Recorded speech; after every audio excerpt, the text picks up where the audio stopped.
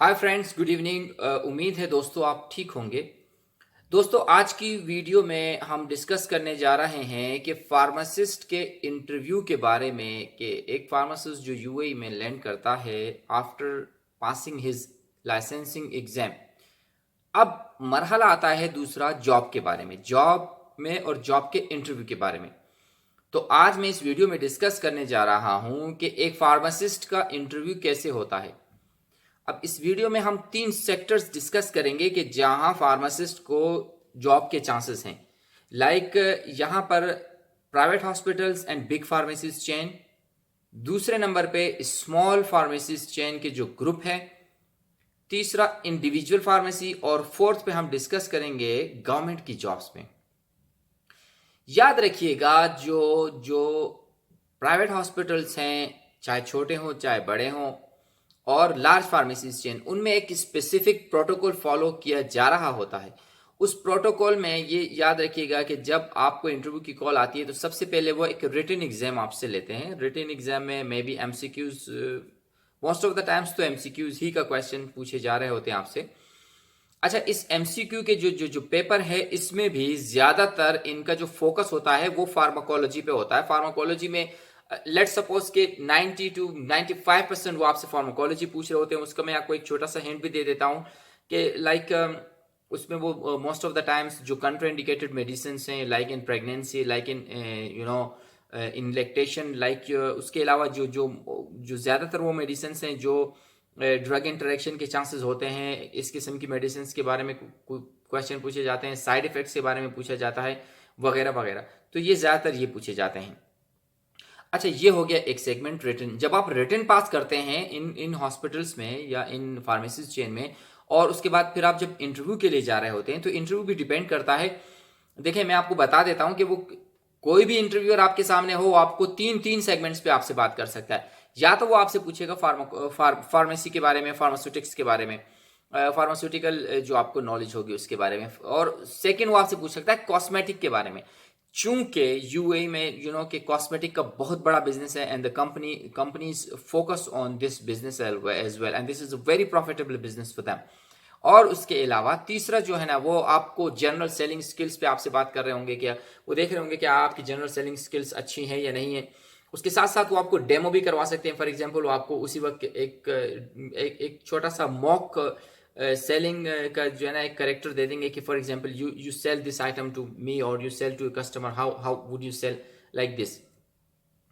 अगर इन मराहल से आप निकल जाते हैं तो उसके बाद वो आपको एचआर डिपार्टमेंट में भेज देते हैं, ह्यूमन रिसोर्स डिपार्टमेंट में। वो आपसे सिर्फ वो, अगर तो आपकी सैलरी ऑलरेडी डिस्कस हो चुकी होती है, फाइनलाइज हो चुकी होती है आपके जो इंटरव्यूअर हैं, ठीक है। अदरवाइज फिर वो आपको एचआर के पास भेज देते हैं। एचआर में आपसे वो सैलरी के बारे में पूछते हैं, और फिर जो भी मतलब जहां म्यूचुअल अंडरस्टैंडिंग होती है, विन विन सिचुएशन के तौर पे वो आपको ओके कर देते हैं। ओके करने के बाद वो आपको एक ऑफर लेटर देते हैं। उस ऑफर लेटर में वो तमाम बेनिफिट्स आपको काउंट करके देते हैं कि आपको ये बेनिफिट मिलेंगे। जनरली देखो, फॉर एग्जांपल जो जो बड़े हॉस्पिटल्स हैं, जो बड़ी फार्मेसी चेन है, वो आपको जो है ना सैलरी के साथ साथ अकोमोडेशन वगैरह का भी जो है ना सिचुएशन देते हैं। और उसके अलावा आपको इंश्योरेंस के साथ में भी फैमिली इंश्योरेंस, और उसके अलावा ट्रांसपोर्टेशन, दिस एंड दैट, जो भी बेनिफिट्स होते हैं वो आपको वो गिनवा देते हैं कि ये बेनिफिट है। If you feel okay, most welcome. तो इन दिस केस अगर आप ऑफर लेटर साइन करते हैं, तो उसके बाद ऑफर लेटर साइन करने के बाद वो वीज़ा अप्लाई करते हैं और आपको जॉब मिल जाती है। अच्छा, ये ऑफर लेटर और वीज़ा अप्लाई एप्लीकेशन की जो मैं बात बता रहा हूँ, ये मैं बाकी सेक्टर्स में नहीं डिस्कस करूँगा, क्योंकि तमाम ही में ये सेम होता है। तो ये है एक फार्मासिस्ट का interview in large pharmacies chain, और इन मल्टीनेशनल फार्मेसीज चेन, और let's say in private big hospitals और स्मॉल हॉस्पिटल्स। अब हम आ जाते हैं स्मॉल फार्मेसीज ग्रुप में, जहाँ एक ऑनर के फॉर एग्जांपल 5 to 10, 12, 15 फार्मेसीज होती हैं। देखिए, इन इन इन जो जो छोटे ग्रुप्स हैं, उसमें फिर वो आपसे बस फेस टू फेस इंटरव्यू लेते हैं। रिटन का ऐसा कोई कॉन्सेप्ट नहीं होता, because they are not that much professional. वो फेस टू फेस आपको बुलाते हैं, आपसे मे बी पॉसिबल कुछ प्रोडक्ट्स के बारे में पूछेंगे। अगर आप एक्सपीरियंस्ड हैं तो मोस्ट वेलकम, अदरवाइज फ्रेश हैं तो वो वही पूछेंगे प्रोडक्ट के बारे में, सेलिंग स्किल्स वगैरह वगैरह। इनका जो मोर फोकस होता है, मेन फोकस होता है, that is also on salary. and they will identify that how much you are going to give them the business. तो इस बेसिस पे उसी तरह ऑफर लेटर मिलेगा आपको, और ऑफर लेटर मिलने के बाद तमाम प्रोसेस में प्रीवियस बता चुका हूँ।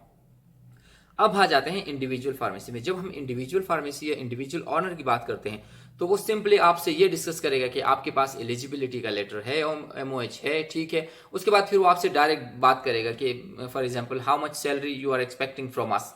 तो उसके बाद जो आपका अग्रीमेंट होता है, जो जो आपकी उनसे जो निगोशिएशन होती है, that is only on salary. If you agree and you both agree, so it means they will give the offer letter and the remaining process you know. अब हम आ जाते हैं गवर्नमेंट हॉस्पिटल्स पे, जिसको मिनिस्ट्री ऑफ हेल्थ की jobs भी कहते हैं। याद रखिएगा गवर्नमेंट हॉस्पिटल में चूंकि बड़े प्रोटोकॉल्स होते हैं, वहां पे आपको इंटरव्यू के लिए बुलाया जाता है, रिटन टेस्ट लिया जाता है, जिस तरह मैंने प्रीवियस लार्ज फार्मेसीज चेन के बारे में बताया। उसके बाद फिर आपका सीरीज ऑफ इंटरव्यू होते हैं। For example may be possible कोई मेडिकल बैकग्राउंड का शख्स आपसे इंटरव्यू ले, and they might be asking some questions in deep, especially in pharmacology, pharmaceutics, dosage form पे भी बात हो रही होती है। और उसके अलावा अगर वो आपको ओके कर देते हैं तो again you know that the final question is once I mean वो आपको इवेलुएट करते हैं तो फाइनल जो चीज़ आती है दैट इज सैलरी। अगर सैलरी पे you know you agree somewhere, I mean there is agreement between both the parties, so then they offer you know the offer letter and the remaining process you know। तो दोस्तों ये है job interview. याद रखिएगा एक pharmacist जिसने एक जो एलिजिबिलिटी एग्जाम पास किया होता है तो फॉर हिम नो इश्यूज, वो बहुत इजीली जो है ना इन एग्जाम्स को पास कर सकता है या इंटरव्यू को पास कर सकता है। जो मेन हर्डल होती है दैट इज यू नो, चूंकि याद रखिएगा there is a question of supply and demand. For example अगर सिचुएशन बहुत ज़्यादा हो जाती है मार्केट में तो फिर वो कोशिश करते हैं कि कहीं ना कहीं कम सैलरी पे एक फार्मासिस्ट को हायर किया जाए। So friends, now it depends upon your negotiation skills, that how much you I mean where you fall in the bracket of a salary. So it depends upon your negotiation skills.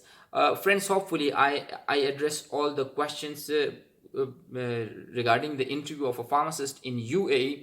But still, if you have any questions, anything which I have not addressed, you can write in the comment box, and I'll be applying. You don't worry, I'll be applying swiftly. Once you comment, in the second you will get the reply of that comment. So take care, and in next video, hope to see you soon. Thank you so much. Bye bye.